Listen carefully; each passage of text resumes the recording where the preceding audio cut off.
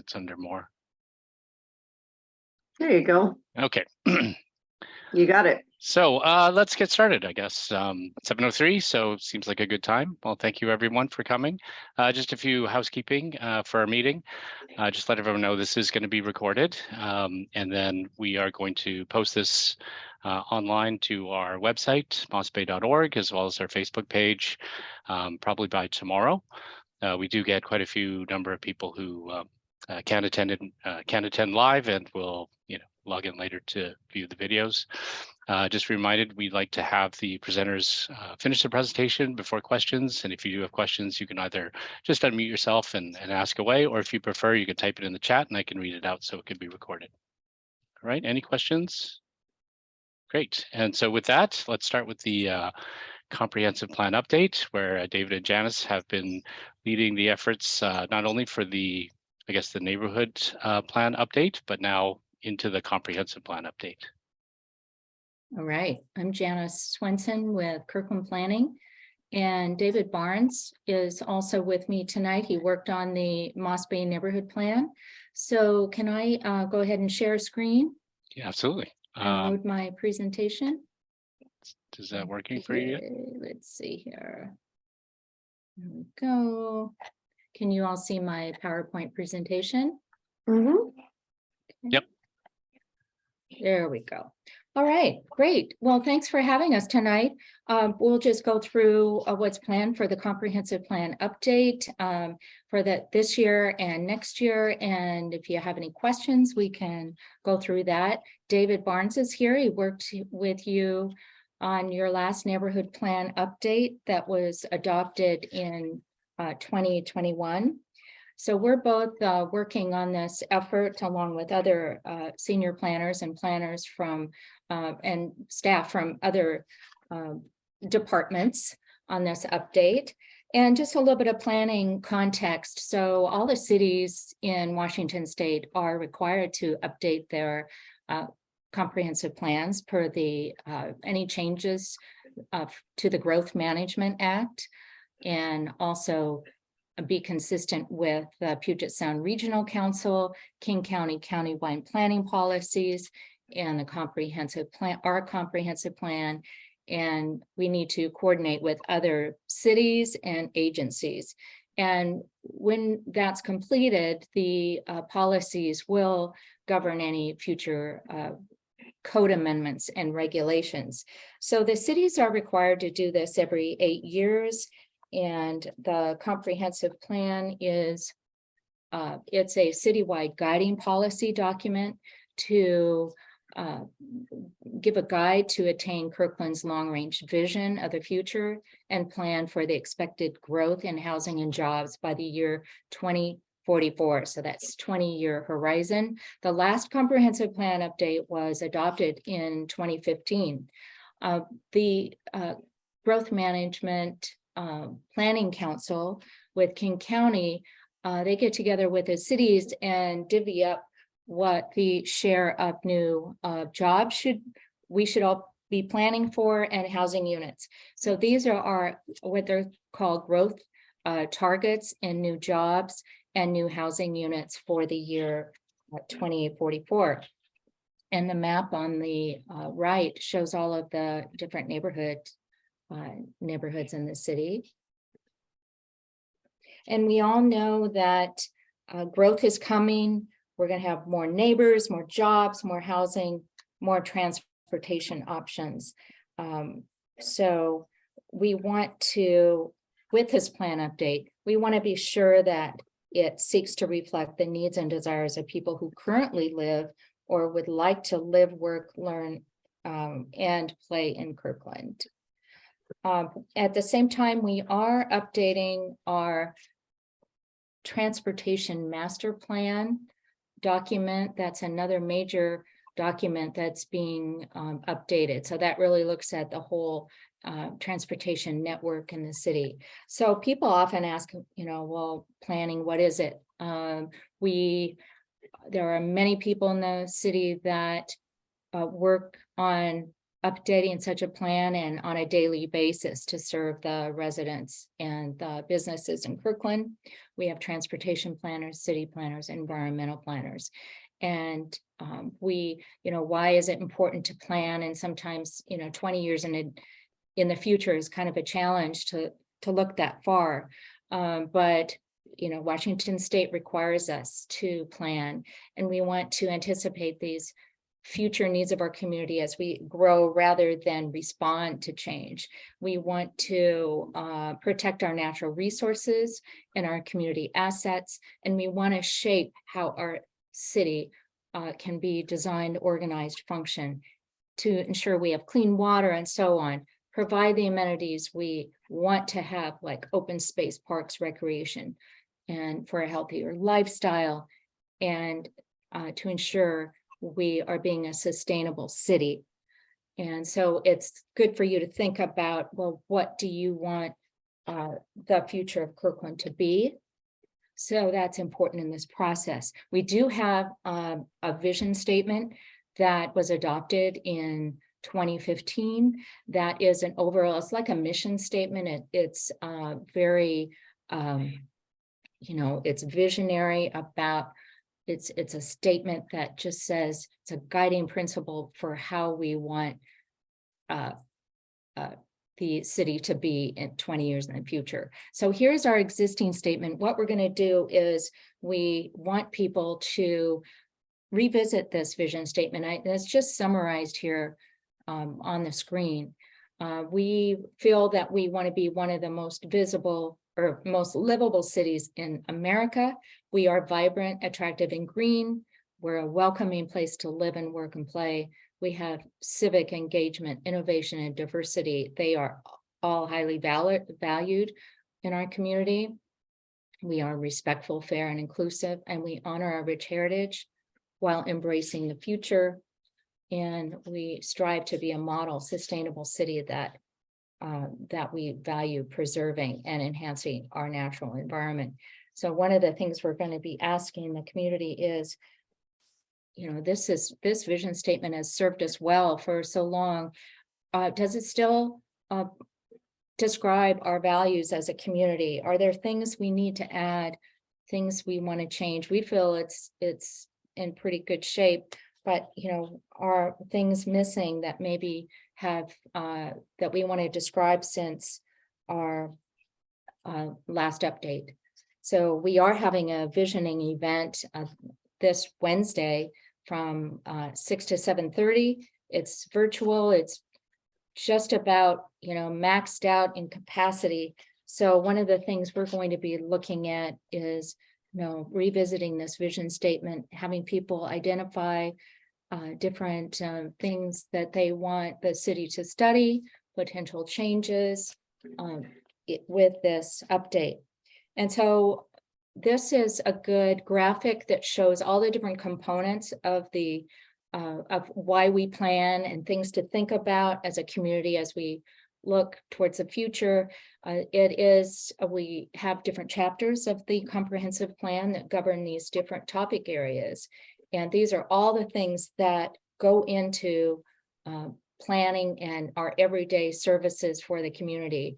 So, environment, sustainability, our housing element, we call them elements, but they're chapters. It's another word for the chapters, land use, economic development, and so on. So these are the different topic areas that we will be working with the community on. We're not looking for major changes. As far as this update, we do try and do a good job, I think, of in between major updates to keep the plan updated. So we do have neighborhood plans for each of the neighborhoods, and they are all in the comprehensive plan, and they are supposed to be consistent with the citywide chapters and policies, but they do set land use policies and zoning regulations that might be unique to the neighborhood or describe unique community character and identity. And oftentimes new or innovative ideas can emerge from the process. So we have been on a rotating basis with the neighborhood plans updates for instance, yours was updated and we worked with you all for a year, David did, and for updating in it in usually we're taking about a year to update those, but we are looking at a new process of update now that all the neighborhood plans have really had a major update. We're except for Juanita and Kingsgate. So we're looking at just updating the neighborhood plans with the major periodic updates so we can be sure that they're all consistent. That said, we will be making some minor revisions throughout the comprehensive plan, including the neighborhood plans. We had an equity review report prepared by consultants to look at the text of the words and the policies that we use from a diversity, equity, inclusion, and belonging standpoint. And that report is available. We can provide that to you. It's on the comprehensive plan website as well. But in addition to that, since Juanita and Kingsgate really haven't had a major neighborhood plan update since they were annexed in 2011, at least the north part of Juanita, we're going to be working with those neighborhoods on updating those neighborhood plans. So maybe at the end, if you have questions about the MossBay Neighborhood Plan, when it was updated and sorts of things that were revised during 2021, David is prepared to kind of go over that too at the end of the presentation. But I'm just going to try and move this along so we can hear some thoughts that you might have. So as far as the future growth of the city, so far we're looking at primarily future growth to handle our growth targets around the Northeast 85th Street station area. And I'm sure many of you have been involved with that planning process. The vision for the area is a thriving new walkable district with high-tech, family wage jobs, affordable housing, sustainable buildings, park amenities, commercial and retail services linked by transit. So this is an aerial of Northeast 85th Street, I-405 freeway here. The interchange is going to be redeveloped here, and then also a new bus rapid transit station here. So there's been a new sub-area plan. Northeast 85th Street sub-area plan has been adopted. The policies are in the comprehensive plan now, and the next step are working on some zoning code amendments for that area, and I'm sure you're getting notice of that. The other major growth area is Totem Lake that we've been working on for a number of years. It just goes to show how long it takes to put these plans in, come to fruition and reality. The Totem Lake neighborhood plan and business district plan was adopted many years ago, and it took until recently to really see the vision of this area to become a reality. And also so that, not only is this the village at Totem Lake happening, it's a mixed use, retail and commercial and residential development, but the city has invested in a lot of infrastructure as well in this area, and also the new park is there. And so it's an example, I think, of how you can really take a vision and think about everything you want and the amenities you want in an area, and transportation improvements and so on. So we've got some key themes for this update this time: advance diversity, equity, inclusion, and belonging throughout the comprehensive plan and in our community engagement activities. Sustainability will be woven throughout the comprehensive plan, update policies, housing options for all. We need to think about how we can create more affordable housing so everyone can afford to live in Kirkland. And mobility connections to regional transit system and accessibility. We're going to be looking at that closer with the transportation master plan, and how can we connect how we walk and bike throughout the city, and use transit, less use of car. cars. Resiliency, we learned a lot with the pandemic and how we need to plan for our emergencies and economic development and fiscal planning. And then also we're starting a new initiative. It's called a Smart City Initiative. We're looking at how we can use technology to be a smart city, be efficient, and in many of the different areas in transportation, mobility, infrastructure, digital, in the built environment, and in community and civic engagement. And also these are consistent with the city council goals, but we always have to keep the excuse me, the city council goals and priorities in mind. So I think this is helpful to show, what kind of topics are we going to explore? So we're really looking at, besides the Northeast 85th Street Totem Lake, where else are we going to plan for growth? And how can we improve how we walk, bike, and bus around Kirkland? How can we prepare for climate change and be more sustainable? What types of jobs do we want?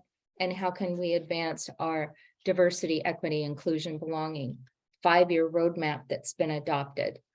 So another major initiative, as I said, is the Transportation Master Plan.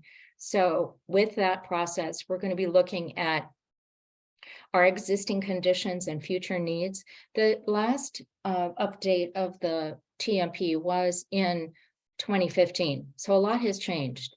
And so I think we're going to be looking at how we can more effectively use transit. And another thing and how we can't rely on, our roads aren't getting bigger, so expanding. So we have to look at other alternatives and connect throughout the city.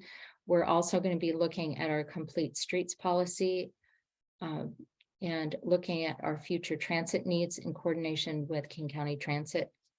And so as far as our community engagement goals go, we're really trying to reach our members of our Black, Indigenous, and people of color in our community. We become more diverse as a community. People who identify as lesbian, gay, bisexual, transgender, queer, intersex, and so on. And our seniors, our low-income households, people experiencing homelessness, youth, renters, people with disabilities or accessibility challenges, immigrant communities, and people facing language barriers. So if you know people who want to be more involved, we'd like to hear from them. Like this week or last Thursday, we met with a class at Lake Washington High School on how they can work with us on thinking about the future of Kirkland and their ideas that they have. So here's our community engagement schedule for this year in 2023. We've kind of grouped these different topic areas together, and we're going to be having focus groups for these areas, these topic areas. For instance, in February and March, this month we're having our visioning event. In February and March, we'll focus on the environment and parks. In March and April, transportation and land use. May and June, housing and human services. July and August, city services. And in September, October, economic development. So around those topic areas, we will be, not only will we be having focus groups with about 10 people each, ideally, on those topic areas to dive deeper into the topic areas. We will be having, shorter surveys around those topic areas and other engagement activities. So how can people get involved? We have a project webpage called on the city's website, kirklandwa.gov/K2044. And you can sign up for email alerts. You can send us your thoughts by emailing us at kirkland2044@kirklandwa.gov. You can join a focus group to dive deeper into the elements. And if you're interested, you can contact me. Just give me an email. And then also we have a survey that's up now that you can take. And it's really a short, like 5-minute survey that you can take to let us know what your thoughts are, or you can send an email to us. And we're collecting all of those public comments, and we'll share with the Planning Commission and City Council and other boards and commissions. And your input will help reflect any revisions to the comprehensive plan. So here's our schedule. We need to complete the revised comprehensive plan by fall. We're shooting for fall 2024. So we're really focused on this community engagement process right now, but we'll have it continue throughout to 2024.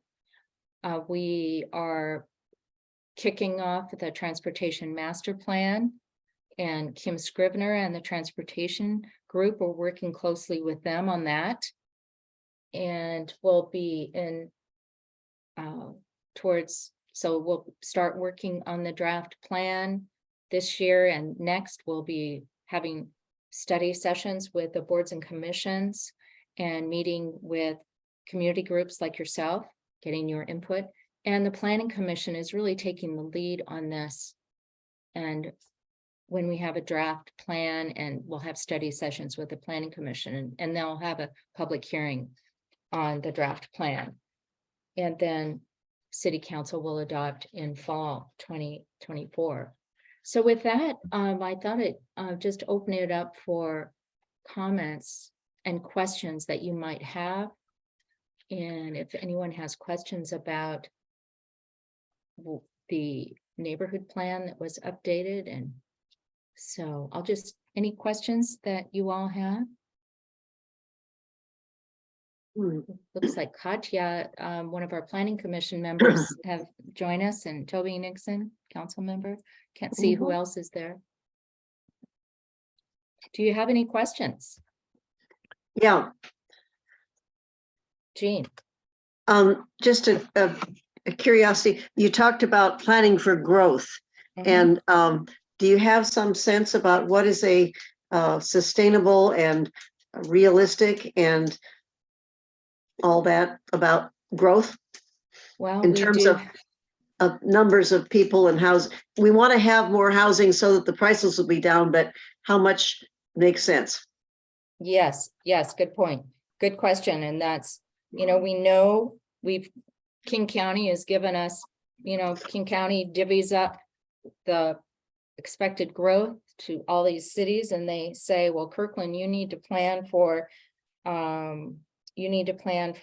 26,490 new jobs and 13,200 new housing units. So far, we are anticipating that a majority of those targets can be handled in the Northeast 85th Street station area without doing more rezoning, upzoning, but other areas of the city will be growing as well. Affordable housing is a big issue. We need to figure out new ways to, keep people in their homes. We've done a lot as far as affordable housing requirements by requiring a certain percentage of multifamily units to be affordable. We allow what we call missing middle housing now, mother-in-law, accessory dwelling units, and more flexibility to do that. And then also duplexes and triplexes and things like that. David, do you have anything more to add on our sustainability efforts? There's a lot to say. Like 2020 was spent, actually getting the sustainability master plan adopted. And some of the outcomes from the sustainability master plan had to do with high performing buildings. Those are buildings that don't use a lot of resources, don't use a lot of energy, and mostly don't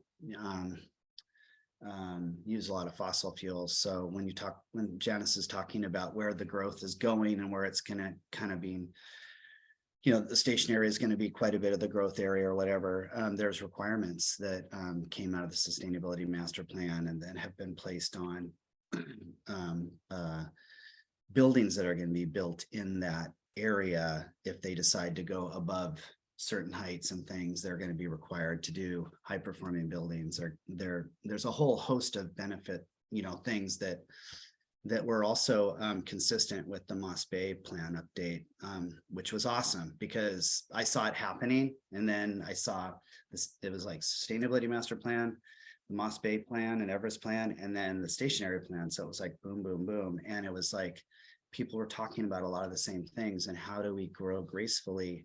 And how do we look at, Janice was saying, we're looking out 20 years. We did that with the neighborhood plan. We're also doing that again with this comprehensive plan. It's just a bigger scale. So, I have more to say on that, Janice, but that's kind of my answer for right now. But I have remarks if anybody wants to hear them about that I prepared. Yeah. And I saw in the chat, what about education? Well, we know we are working closely as a city. We're working closely with the school districts and the higher education, facilities on, what we can do to add more capacity. So. Okay, I have a couple of quick questions. Yeah.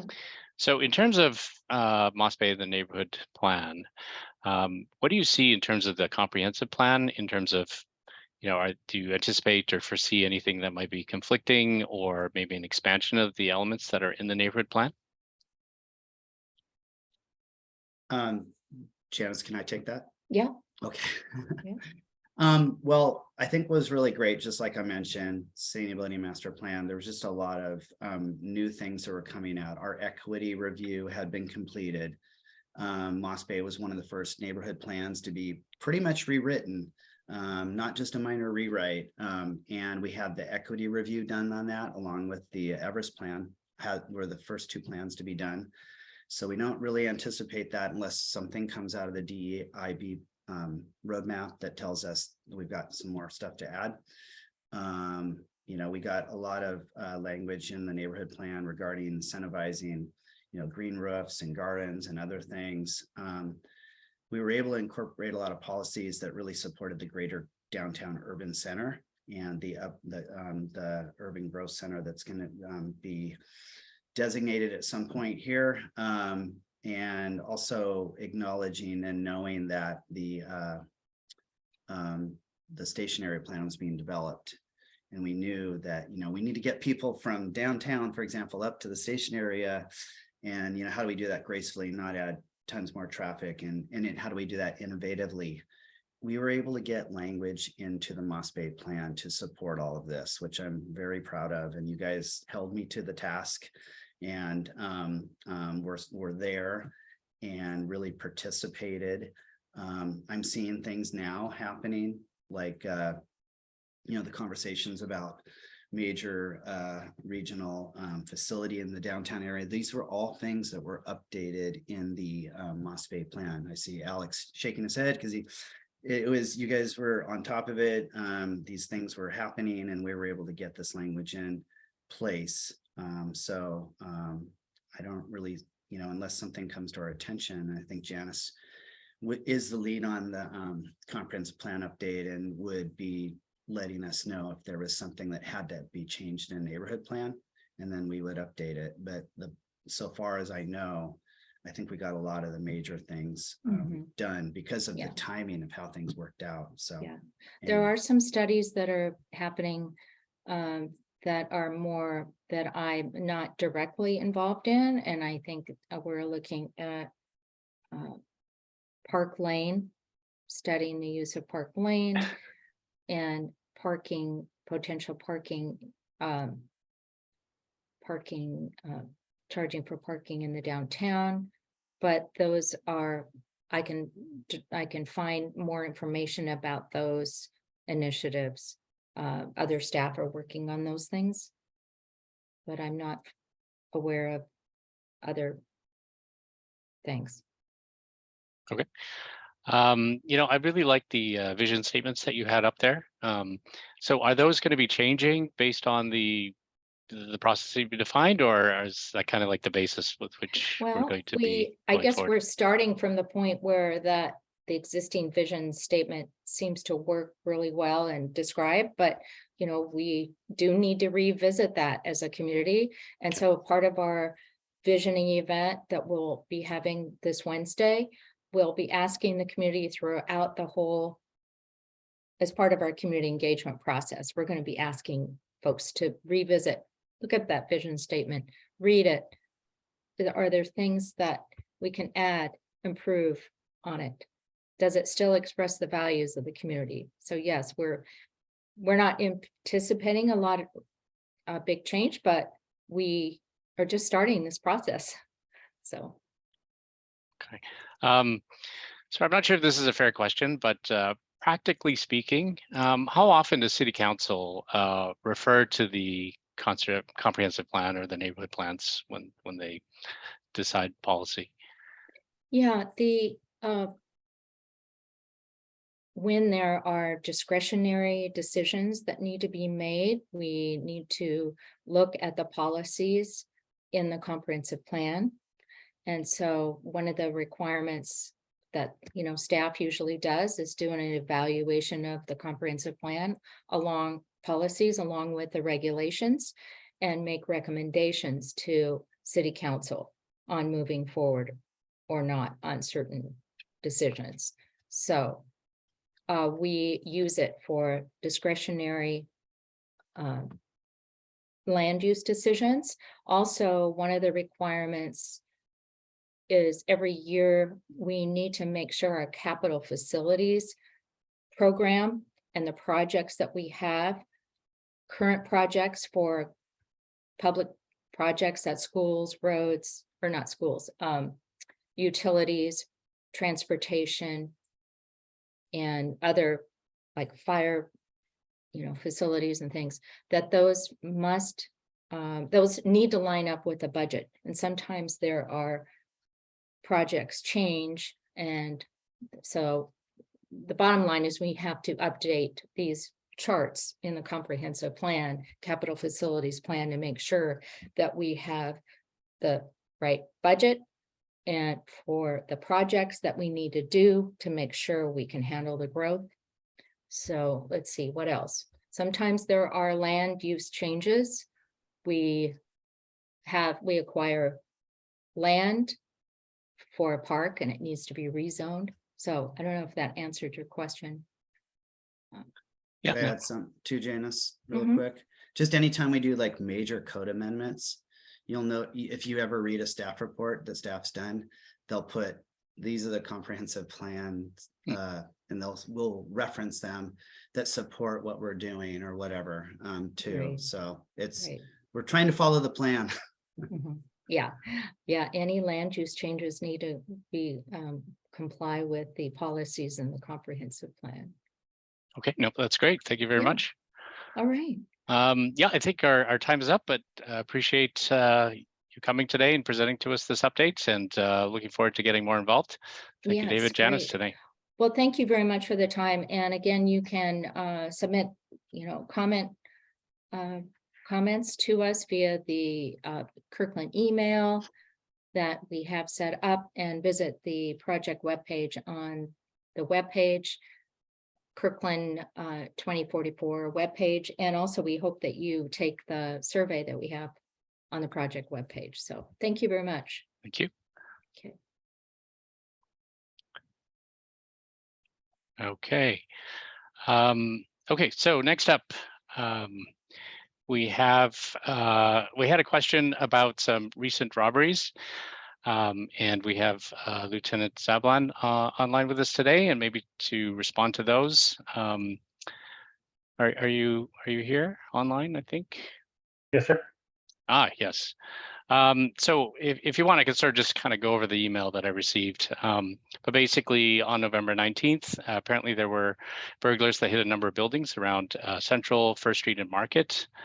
Seemed like they were organized, and there was good footage from the buildings apparently, and the police was successful in apprehending the perpetrators 4 or 5 days later, which is awesome.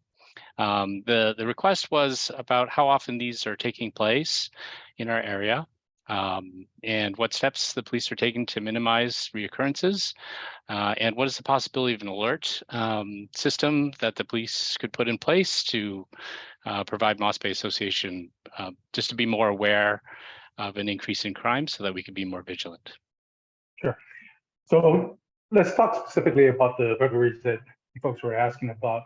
It's actually a single suspect. He's a 21-year-old transient male from Seattle. And we have no evidence, either on video or any other physical evidence, including his own testimony, as to whether or not he was coordinating with anyone. So in terms of organized, we're not getting any of that type of information or evidence to support any of that. The only information or evidence that we do have supports that he is like a solo suspect. He's working by himself. Again, transient male, takes the bus from the jungle in Seattle over to Kirkland. He admitted that he chose Kirkland because, well, it's quiet and he's trying to get away from the craziness in Seattle. And in addition to that, his perception is that the community here in Kirkland are more apt to be able to afford the loss or the thefts that he's engaging in. He's adamant that he does not steal from the poor because they can't afford it, but for those that can afford it, he has no problems committing these thefts and burglaries, breaking into vehicles, things like that.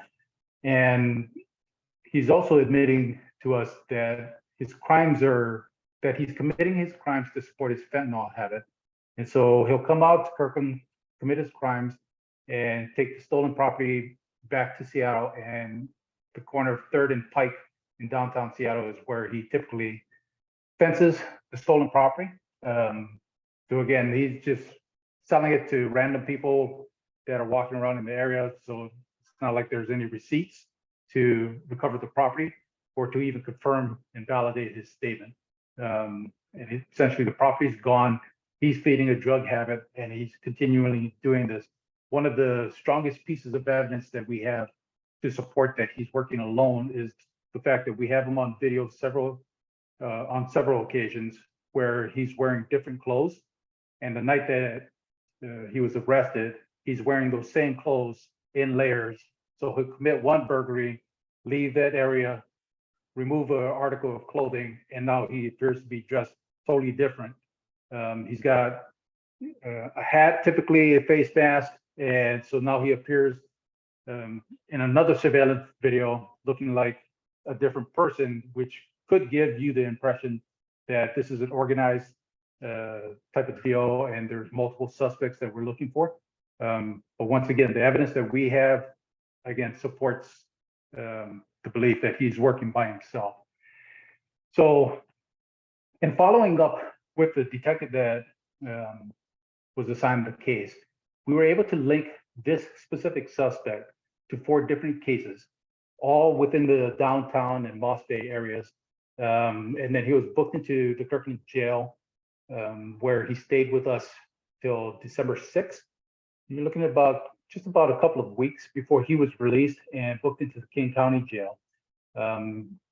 He has since been released from the King County jail as of December 29th. And I don't have any indication that he's booked into a different facility. So he served just over a month or 5 weeks in custody for our 4 burglaries. His bail was set at $1,000, and then again he was released on his own recognizance on the 29th. He does, as of earlier this month, have several warrants for his arrest, but that was again after he was released from King County Jail.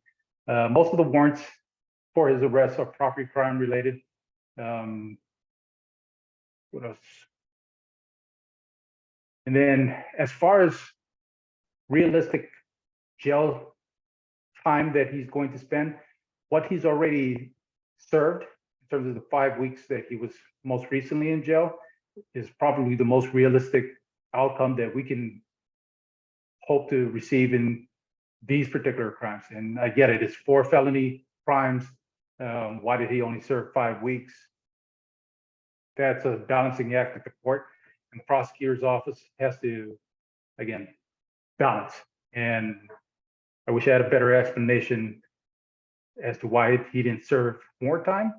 But everything in terms of what he's being charged most recently, and in addition to his criminal history, says that his crimes are all property related. It'd be different if it's a crime of violence against a person, then you're looking at years. But because it's all property crimes, that usually warrants a lesser threshold for incarceration.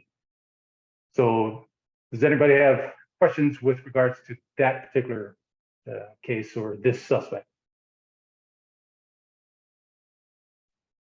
Did he go to court? I imagine that he did go to court, at least the first appearance. Whether or not the case has been adjudicated, I don't think that happened yet.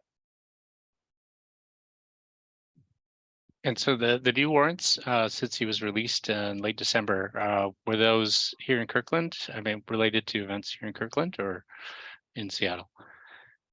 I don't have that information, but honestly, even if I did, I wouldn't be able to divulge that. Okay. I understand he's a suspect in these crimes, but even suspects have privacy rights. And so I wouldn't be able to reveal that information. You Are there mentioned, things, go ahead. you mentioned that he had a drug problem. Does he get any treatment or offered treatment when he's in jail? Good question. That's typically a diversion program that's ordered by the court in lieu of a longer drug or a longer sentence.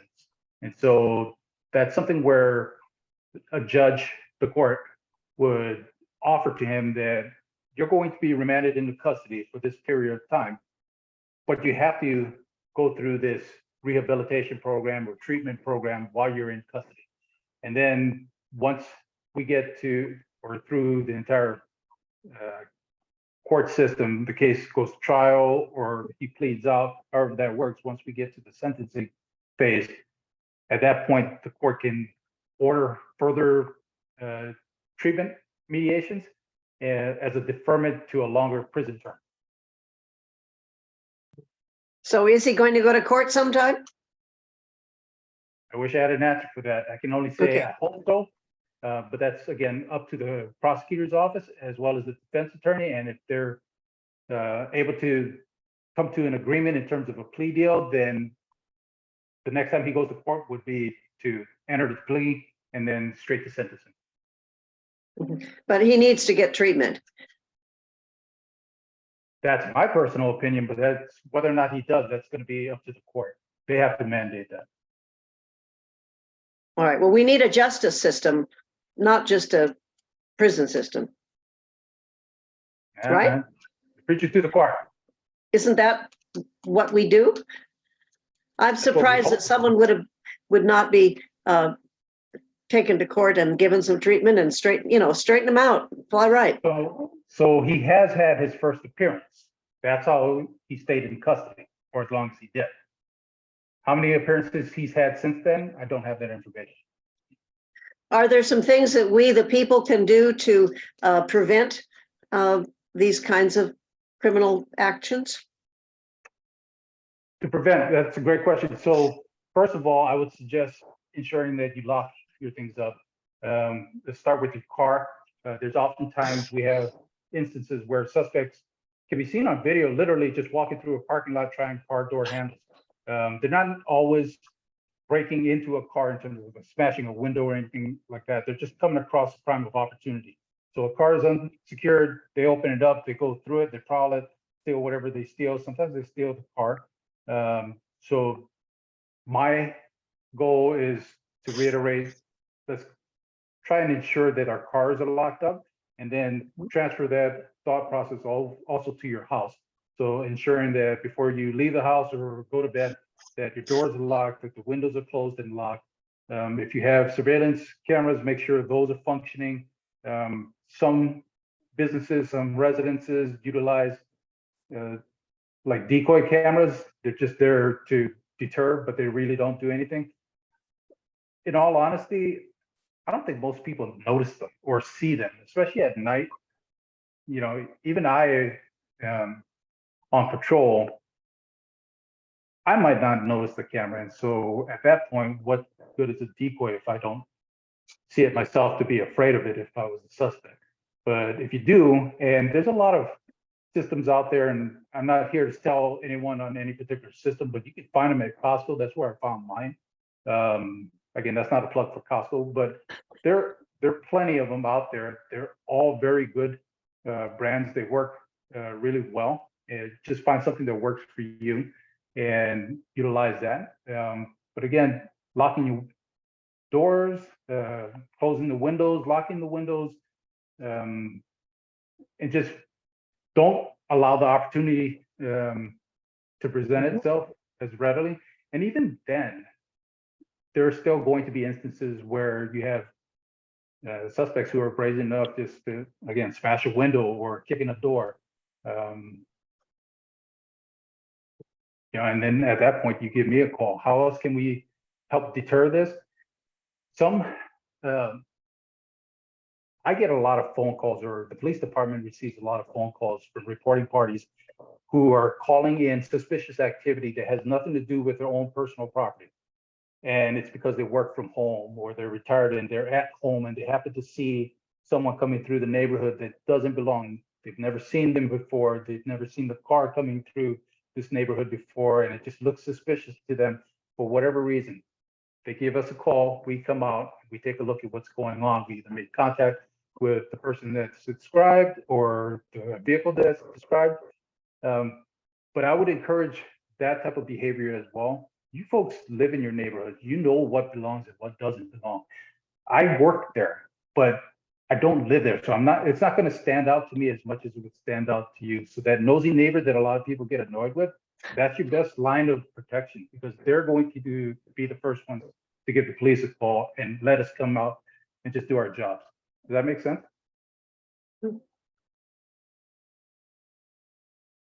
It also makes sense to have police living in the cities that they are enforcing. What portion of the police department it lives in Kirkland? Very few. I'm sorry, I've been working for Kirkland 19 years. I can't afford to live there. Well, that's part of our housing issue. We need to have the people who work here live here. I'd love to, but I can't afford it. Okay, well, let's do it. I'm all for it. You go ahead. So there's a question in the chat from Myrna. Does the police patrol streets at night or early dawn? All day, all night, neighborhoods, business, residential, wherever we see crime trends starting to crop up, that's where we dedicate our resources.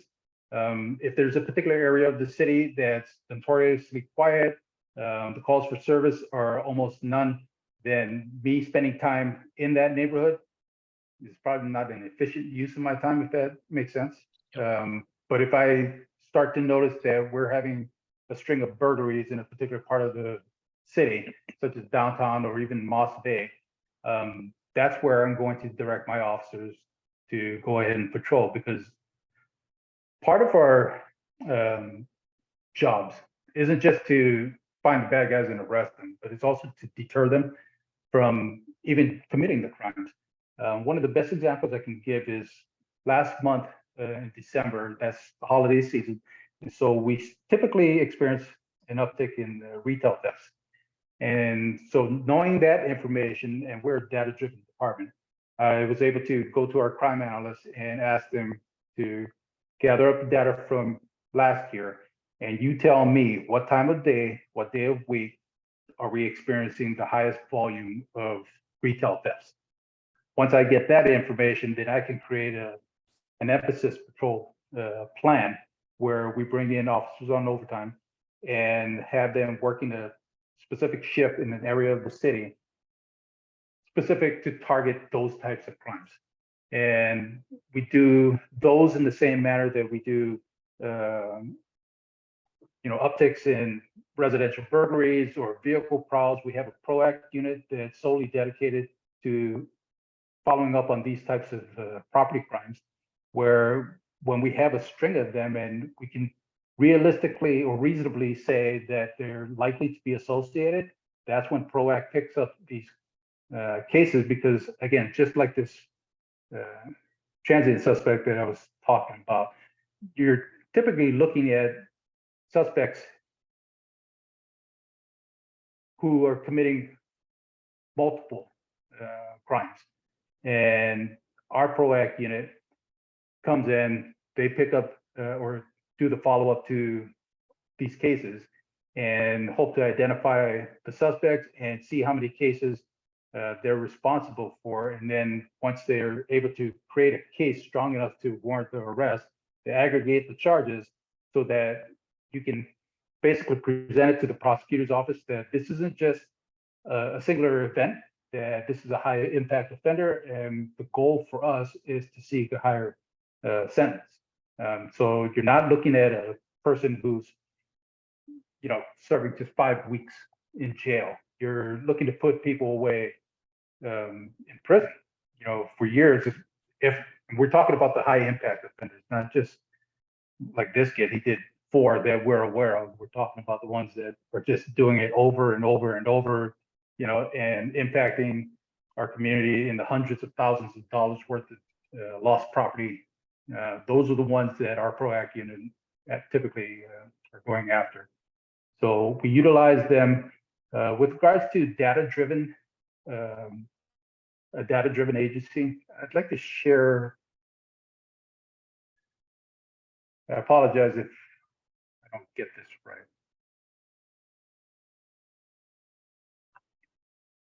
Are you folks able to see this? It's coming up. Yes. Okay. So this is a publicly available website called Crime Mapping. Right here, that's the website. You could just type that into your search bar and you'll come to this type of a program where what you're looking at here, this is Central Way, 85th, the 405. This is your neighborhood right here. And since December 1st, these are the crimes that were reported to us in this particular neighborhood. And so when you were asking about an alert system, the department utilizes social media such as Twitter. The city utilizes Facebook. That's all the social media that I'm aware of that our agencies use. But outside of that, this is something that you folks can go to, or anybody outside of the department can go to, and you'll see like $. This is all your theft reports right here, your vandalisms here, assault, have the little fist, the burglar mask, obviously for burglaries. If you see numbers, you have multiple instances of whichever crimes. So that's your burglary, hit next. Now you have a vandalism. And then it'll give you the approximate 100 block range so that you'll get an idea of kind of an idea of where that might be located. And there's your incident number or your case number. Once you have this, if you have an interest, you can actually make a public disclosure request with the department, and we'll be able to provide you with a redacted copy of the report. And when I say redacted, they're going to omit any personal information, such as suspect name, victim names, addresses, specific addresses, birth dates, any identifying information, but you'll be able to at least get a gist of what that case was about. And you can make that request via email, phone call. You can just contact the department and we'll be able to furnish that to you. And they'll be able to get it to you via, US Postal or an email, however, whichever way works for you. But this is a system that each of you can utilize to figure out what's going on in your neighborhood.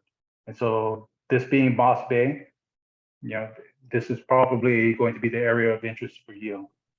So does this help? Yeah, I mean, Definitely visible there. I think what I would suggest, if it's possible, is just to look at sort of average rates, and if we do see a spike, just to let everyone know, as opposed to us having to kind of go back and look at the map continuously. Mhm. If there's a threshold where you say, wow, this is like 10 times, you could probably, I guess we can all sort of guess when those are going to happen over the holidays, things like that. But maybe an alert through Twitter, whatever you use, would be helpful. Part of the downside to that is that that information isn't just specific to the neighborhood, to the community. Part of my concern is getting too much information out publicly where the suspects are aware of what it is that we're looking at.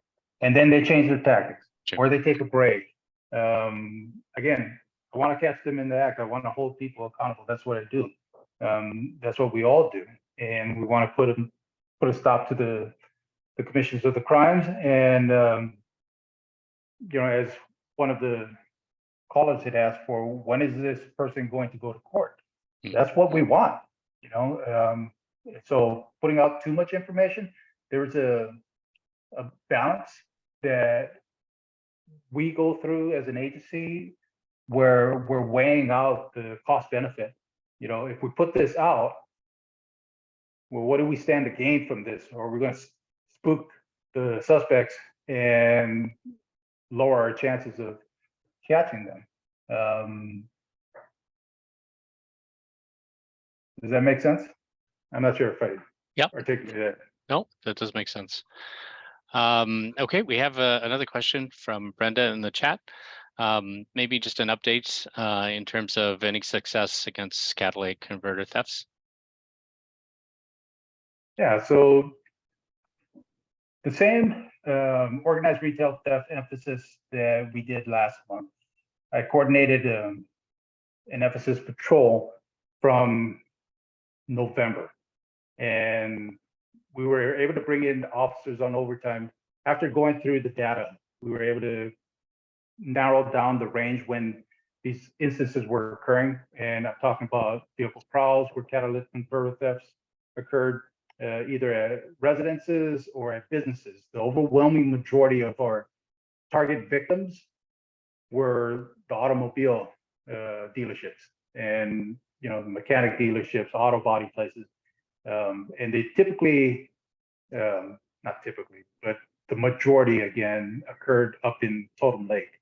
And so using the information that we had, and we took the information from July 1st through the month of October to determine that our highest volume occurred between the hours of 1 a.m.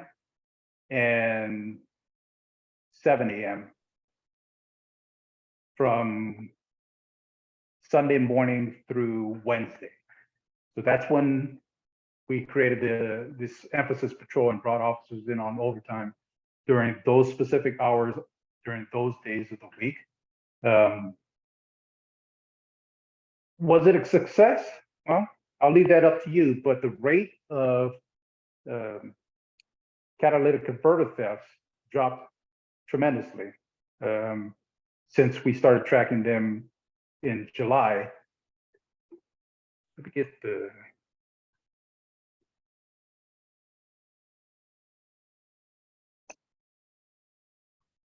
I don't have the exact numbers, but let me get the numbers for you.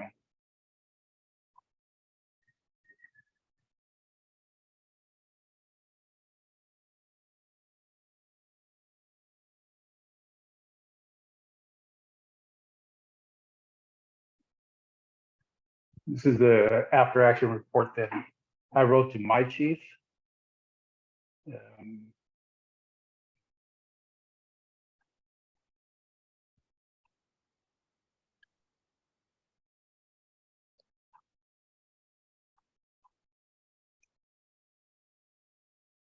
So vehicle thefts, we had 22 total cases, 3 of which were at Raritan Dodge, and 2 of which were associated to a burglary earlier in the month of November, and the third was an unrelated theft which was presumed to have occurred during business hours. And of the vehicle prowls that, and when I say 22 total cases, that's citywide. Vehicle prowls, we had 31 total in the month of November. None of them were at the automotive businesses. Burglaries, we had, again, 20 cases, but only 3 came from our auto dealerships. Of the 270 case reports taken by the Kirkland Police Department for those particular crimes that occurred at an auto body shop or a car dealership from July to October. Sorry, that's how many cases we took between July 1st and October 19th was 270 cases. That's an average of 77 case reports a month attributed solely to crimes against these automotive businesses, as compared to the 6 case reports taken in November. So to your question as whether or not it was a success, that's pretty dramatic, going from 77 to 6 in 1 month. And can we credit that to the emphasis? Maybe.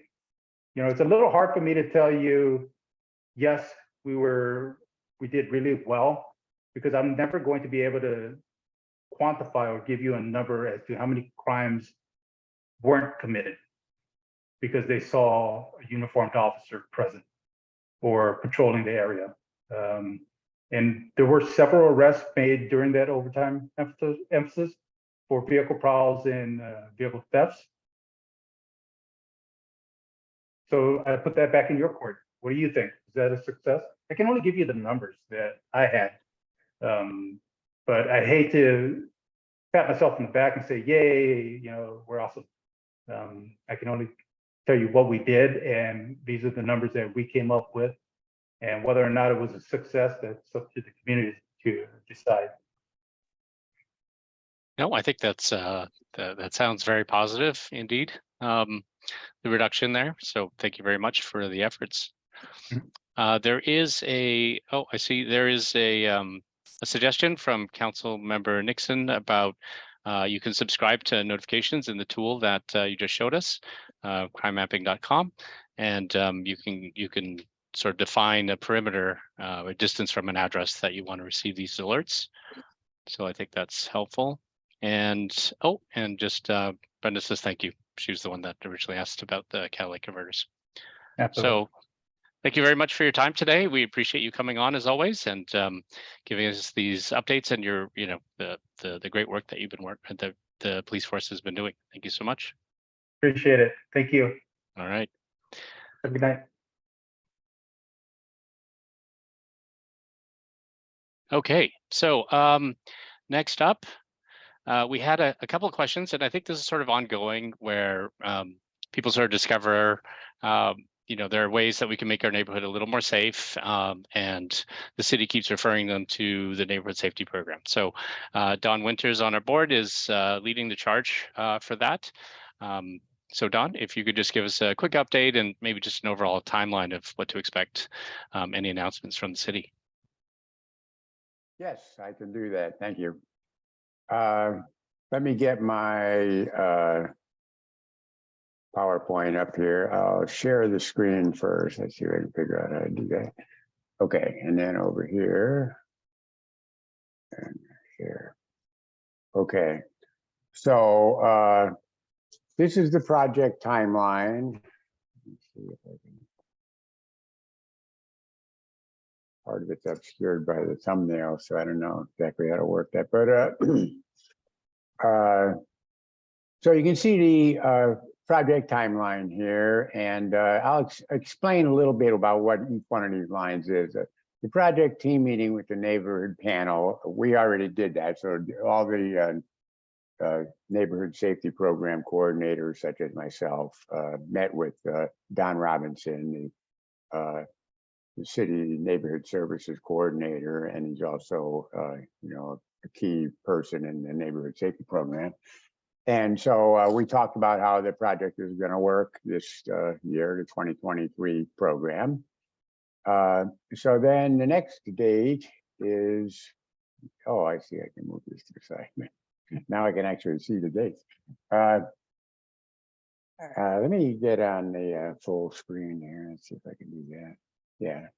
So the next date is the deadline for the project idea form, and that has already passed. We have our two projects, which everyone pretty much agreed are high priority projects, and so we already had them submitted, so they are that was well before the deadline. So that has passed now. We did get another suggestion for a project that Kirkland, 6th Street South and Kirkland Avenue for a rapid flashing beacon at that crosswalk across 6th Street South there, which is another pretty dangerous crosswalk, kind of in an open stretch of road with intersection, but no stop signs, or no stop signs on 6th Street anyway. And so getting across that can be a problem.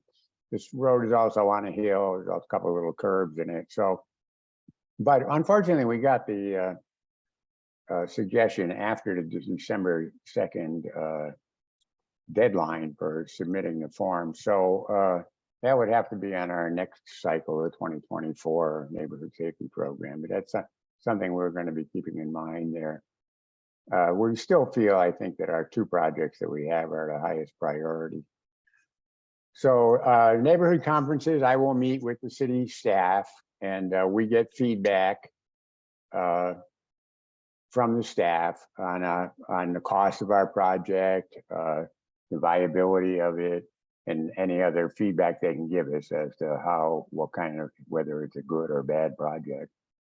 And so then we have the application deadline. Then we have to decide, we can only submit one idea in the end. So we have to decide which one. So that's the application deadline. So that'd be February 14th. And that's not too far off. And the staff review, the staff actually gives us our score on our projects. And so that'll be one half of the criteria that's used to select which projects are going to go forward. And if there's going to be I think there's going to be 6 projects that go forward because we have combined 2 years. We lost the year with the pandemic. So there should be 6 projects that go forward among the neighborhoods. So, so the staff review and they'll give us a score, and then that's in mid-February, and then you see February 24th, the neighborhood panel site tour. So I will go out with other members of the other representatives from other neighborhoods and visit all the sites that are that have been applied for. So there'd be one site for every neighborhood, and we'll visit all those sites. And then the panel gets together and meets with the city again, and then the neighborhood decides, the neighborhood panel, myself and all the other representatives, rank the projects. And so that's the other half of the scoring that will determine which ones win where the projects will be funded, basically. And then the presentation to council is on April 18th. So let's move on. So this is it's the same timeline again, but it's a little bit with a little bit more explanation, and also has a project completed section at the end there when the project might actually be built. And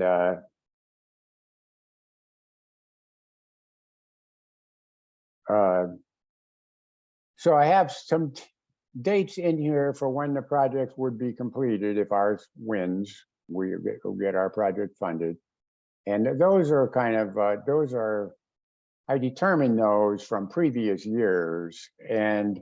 But I spoke with Don Robinson today about if he could give me a time when projects might be completed. And that's when I put in this tentatively there, be completed by September 24th, because we have a project that our last project that was funded was in 2019, and that was a rapid flashing beacon at the corner of Main Street and Central Way, and that has not started construction yet. So that's why I put tentatively in there, because time could stretch out a little bit farther than we had there. And there's certainly good reasons for the delay, the pandemic, and also a concrete strike, when a lot of projects involve sidewalks or even putting in a rapid flashing beacon, you have to use concrete. So. But anyway, so hopefully if our crosswalk at,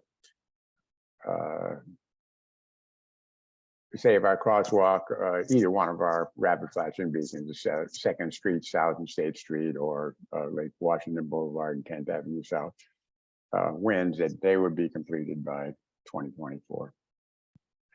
Again, here's the two halves of the scoring. The city panel staff, made up of people from the different departments, Public Works, a couple other city manager, and they so they give us a score. It says they're 0 to 100, and then the neighborhood panel, that's myself and all the other neighborhood representatives, also score the projects. And you can see one of the criteria is a vulnerable population that has a safety need. And in one of our projects, actually, let's move on to that one. This one here, that Aegis Living crosswalk, we want to put a rapid flashing beacon in here, and that certainly is a vulnerable population. These people come out, they often have to have staff with them to help them get across the street. So that it's certainly a place where a rapid flashing beacon would be a big safety improvement, and for a very vulnerable population. So I'll go back. This is our other project, the State Street and 2nd Avenue South. And we've gone over this before, but there's a dangerous curve where cars come around the curve and they can't see people crossing the street, especially from the west side. And so the rapid flashing beacon would help solve that by having a light on the far side and east side of the street would be visible long before the pedestrians themselves were. They're greatly enhanced safety there. So just another picture of the Aegis crosswalk, kind of a nice picture. Kind of reminds you of when the weather was sunny and warm, which it certainly is not now. So anyway, that will be the end of my presentation. Okay. And great, thank you, Don. Any questions for Don about the NSP or the process?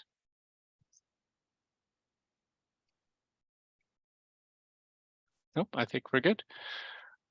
Okay.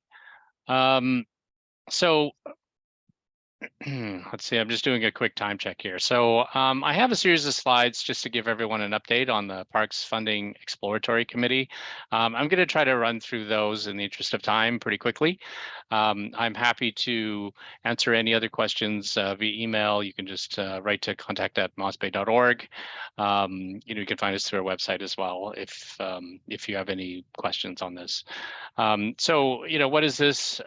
It's community members brought together to create recommendations for a potential 2023 Parks ballot measure. And this is a direct result of the Parks and Recreation and Open Space Plan update, which happened in 2022. During that plan update, they had input from 4,700 Kirkland community members, which identified aquatic center, indoor recreation space, year-round access to restrooms, better trails, maintenance parks, pickleball courts, and more inclusive recreation programming as sort of top needs for Kirkland. And then in August last year, the council approved the formation of this committee. So there have been several meetings so far. We learn about the city budgeting, what a ballot measure is, what are the different funding mechanisms and things like that, just to give us a full background in terms of, how this potentially should look going into the November ballots. So they've commissioned various consultants, which have given us some data to work from. The first thing to note I found interesting was that if we look at Kirkland compared to other cities with similar size populations and what types of public works and facilities they have, it looks like Kirkland is well behind, right? So there is definitely a need potentially for any of these kind of services within Kirkland, and we'd fall still well under the national average. This just gives you some examples of the types of activities and spaces that Kirkland would potentially require. And they've given us, the consultants have also given us a couple of sort of preset scenarios to help the decision-making process there. So you've got potentially a large, medium-large, and a medium-sized facility. So 100,000 square foot all the way down to 45,000 square feet. And it would have community space, room for aquatics, as well as some other recreation space. So of course, the smaller ones have, less resources for us to share. This is the criteria that they use to evaluate the sites. And based on the pros plan, the consultants, they've identified 4 potential locations within Kirkland that may be able to fit in a cost-effective manner one of these types of facilities. So we have one attached to the North Kirkland Community Center. There's a park right next to it. Potentially they could use that space. The other one is Juanita Beach Park. So just north of the beach itself, there's that kind of they call it a park, but it's more like a field. And Peter Kirk Community Center, so right downtown here in Moss Bay. The other one is the Houghton Park and Ride, which is just off the Freeway 520 there. So that's going to be taken over by the city pretty imminently, and it's also potentially a spot for the transfer station for those of us who've been following. Now, what they have suggested is that we could put a large center in the Houghton Park and Ride. North Kirkland Community Center could fit a medium-large one, and if we do Peter Kirk downtown, it would just fit a medium one. So they've also given us some estimates in terms of the cost. So the first 2 are about the same price, coming in around $120 to $130 million. Peter Kirk, the revamp there, could be between $50 and $70 million. So it's got some estimates in terms of what that would mean in terms of cost for assessed value of your home per thousand, assessed value. And they've asked us to, take these things into consideration as we move forward with recommendations for what's going to be on the ballot measure. Well, I can tell you that the Peter Kirk Community Center and Park option, I think, has been taken off the table. A lot of people express concern about not having that open space anymore because you have a large kind of a building that would maybe obscure part of the park, at least from Central Way. Once again, we're talking in indoor aquatic center as well as recreation center as well. So there's still probably half the meetings still need to occur. We don't have all the details yet, but this is sort of the type of information that we've been provided so far. The idea is to solicit the feedback from the rest of Moss Bay to see what type of facilities, where, in terms of a ballot measure that would be amenable to the most people. Okay. And sorry, any questions? I went over that really quickly, I'm afraid. But I can do some more updates in our next meeting to see where we are. But this kind of gives you an idea of what the PFEC is all about. And, eventually we'll see a ballot measure in November, detailing, what the recommendation is. There has been a previous ballot measure about funding an aquatic center, which did not pass. And so that's one of the reasons they're going through this process now, to involve more of the community. So we have, yeah, there are over 40 community members there representing like businesses, higher education, and residents from all different neighborhoods as well. Okay, so I think I've lost my chat window, but if anyone has any questions, comments, you can just maybe unmute at this point.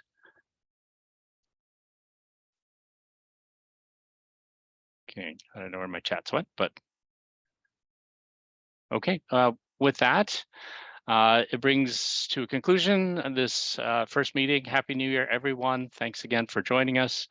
The next meeting will be March 13th. Oh, sorry, we do have one other order of business. We did have a, I guess it was a happy hour a couple months ago, which was well attended, and we'd like to maybe try to hold one on all the months where we don't have a neighborhood meeting. And I think for this next one, Kadia, if she's still online. I'm here. Oh, you are. She's graciously suggested that she help organize the next event. And so, you know, I'm open to any time. I think in February works. Do you have a suggested time or date? So I spoke to now I'm gonna figure what it's called. It's the new kind of indie brew pub that is down on Lake Street next to like where Sotheby's is, and the building that goes down into the park there. And so they have a nice like cornerback area that can hold a good sized group. They just said probably Monday through Thursday. Those are some of their slower nights. And they'd be able to get us better service and guarantee our space and such. But they'll put that aside for us. I think last time I couldn't make it because I was had another gig. So it was a Tuesday. I don't know if Tuesdays generally work well, if maybe we just want to stick with like this calendar. So so that it just happens on the Monday that we're not otherwise meeting. And that way everybody can just mark their calendar every month that there's some type of MossBay Neighborhood event. I think that's a great suggestion. So let's do that. You want to do the second Monday? I haven't looked at the calendar. I don't know if there are any major conflicts then. I'd have to look too. I don't know what weekend President's Weekend is, Yeah, nor if it's right around there. being So a Monday would be a big deal, right? so okay, I think that's a great suggestion. Let's hold it on the Monday, and we'll just try to figure out what week it is for February, just in case. And then Yeah, 13th works well. That's not okay, the 3-day weekend. Yeah. okay. And then I will send out an email to the entire subscriber list, letting them know, and you know, you and I will just sort of work out any of the logistics that we need to. Okay, excellent. Great. Well, thank you so much for volunteering to help organize this event. I think it's going to be exciting. Great. With that, I think there's no further business. So thank you, everyone. It's let's see, 8:25, so roughly on time. And we'll see you all next time. And hopefully we'll see you at the happy hour.